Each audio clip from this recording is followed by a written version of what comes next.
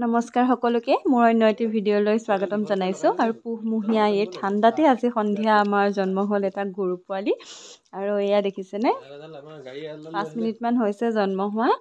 আৰু এতিয়া মাকৰ ওচৰতে বহি আছে আৰু আজি মই আপোনালোকক দেখুৱাম আমাৰ গৰু পোৱালিটো আমাৰ মানুহখিনিয়ে কেনেদৰে প্ৰতিপালন কৰে বা জন্ম হোৱাৰ পিছতেনো তাক কি কৰে সেই গোটেইখিনি দেখুৱাম এই ভিডিঅ'টোত আৰু তেনেকৈ দেখাব লগা অৱশ্যে একো নহয় কিন্তু এটা স্মৃতি হিচাপে মোৰ ভিডিঅ'টো থাকিও যাব যিহেতু গৰু আছে আমাৰ আৰু আন এজনী গৰু জাৰ্চি গৰু আৰু এতিয়া যোনজনী পোৱালি হৈছে সেইজনী হৈছে দেশী গৰু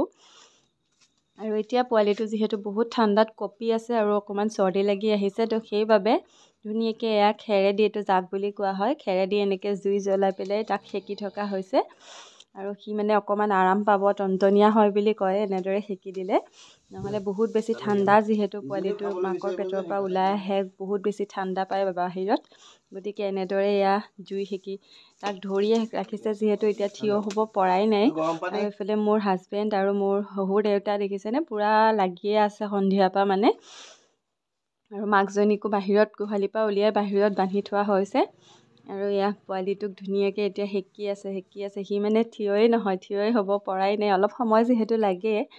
আৰু যিহেতু চেউৰী পোৱালি দেই দমৰা হোৱা হ'লে ইমান সময় চাগে থিয় হৈয়ে গ'লহেঁতেন কিন্তু চেউৰী পোৱালি বোলে অকণমান সময় লাগে মোক হাজবেণ্ডেহে কৈছে বাৰু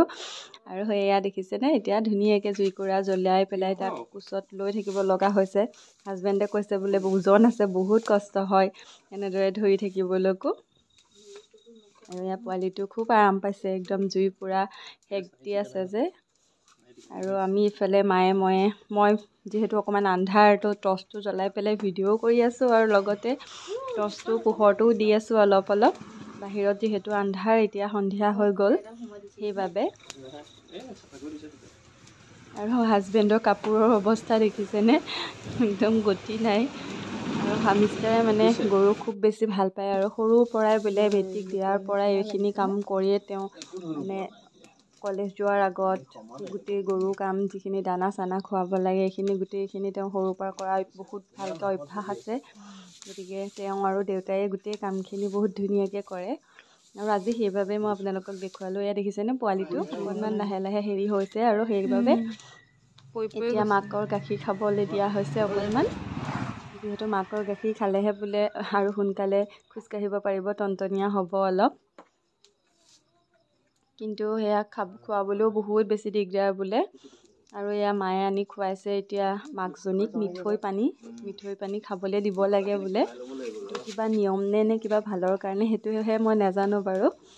আৰু এইফালে আকৌ আনিছে পোৱালিটোক অকণমান খুৱাবলৈ চেষ্টা কৰিলে কিন্তু সি নাখালেই ভালকৈ আৰু এইফালে এয়া পেহীয়ে খীৰাই ল'লে আৰু মই যে পেহু খাই খুব বেছি ভাল পাওঁ আপোনালোকে বাৰু ভাল পায়নে আৰু মায়ে এইফালে একদম চেনি দি পুৰা বনাই আছে মই অৱশ্যে কেকৰ নিচিনাকৈ বনালে ইমান ভাল নাপাওঁ কিন্তু এনেকৈ গুড়ি ভাজি কৰি দিলে যে খাবলৈ বহুত বেছি ভাল পাওঁ আৰু এতিয়া এইখিনি ওচৰৰ সকলোকে বিলাই দিয়া হ'ব অলপ আপোনালোকে পিছে কোনে ফেহু খাই ভাল পায় জনাবচোন দেই আৰু এয়া দেখিছেনে এতিয়া ঠাণ্ডা হৈ গৈছে এতিয়া একদম ডিছপাতত সৰু ডিছপাতত ঘৰৰ ওচৰৰ সকলোকে বিলাই থৈ আহোঁগৈ আৰু এতিয়া আমাৰ পিছদিনাখন এইটোৱে দেখিছেনে পোৱালিটো একদম পূৰা ধুনীয়াকৈ ঘূৰি ফুৰিছে আৰু ই ইমান বদমাছ নহয় গোটেইখন একদম দৌৰি ফুৰিছে আৰু যিহেতু আমাৰ গৰু দুজনী মানে এতিয়া কি হ'ল সি মাকৰ গাখীৰ নাখায় গোটেই ৰাতি আমাৰ ইজনী জাৰ্চি গৰু সেইজনী গৰু গাখীৰকে খাই গোটেই শেষ কৰি এতিয়া একদম ফিটিং হৈ আছে এতিয়া সেইকাৰণে তাক গেটখন মাৰি এনেদৰে বাহিৰতে ৰাখিছোঁ অকণ সিও খেলক মুকলিকৈ নহয়নে গতিকে আজি ভিডিঅ'টো কেনেকুৱা পালে জনাবলৈ নাপাহৰিব